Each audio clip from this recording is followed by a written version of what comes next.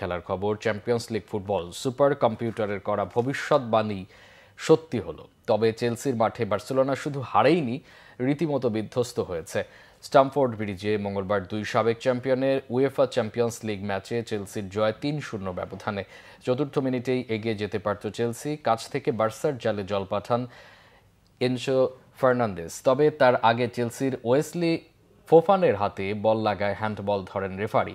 ১ minute পর বার্সাকে এগিয়ে নেওয়ার সুবর্ণ সুযোগ হাতছাড়া করেন ফেররান টরেস। ২২ মিনিটে অফসাইডের কারণে চেলসির ফের্নান্দেসের গোল বাতিল হয়। তবে চাপ ধরে রেখে ২৭ মিনিটে ভাগ্যের ছোঁয়ায় এগিয়ে যান স্বাগতিকরা। ডান দিকের বাইলাইনের কাছ থেকে মার্ক কুকেরেইয়ার কাটব্যাকে নেতোর ফ্লিক বার্সা ডিফেন্ডার কুন্দের পায়ে লেগে জালে জড়ায়। ৪৪ মিনিটে আরেকটি ধাক্কা খায় অতিথি দল।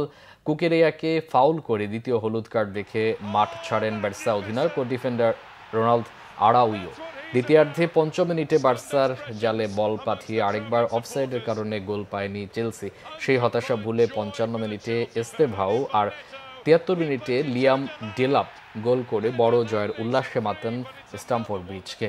৫ ম্যাচে ৩ জয় ও ১টি করে ড্র হারে ১০ পয়েন্ট নিয়ে ৫-এ উঠেছে চেলসি। বার্সা ২টি করে জয়, হার ও ১ ড্রয়ে ৭ পয়েন্ট নিয়ে ১৫তম স্থানে নেমেছে।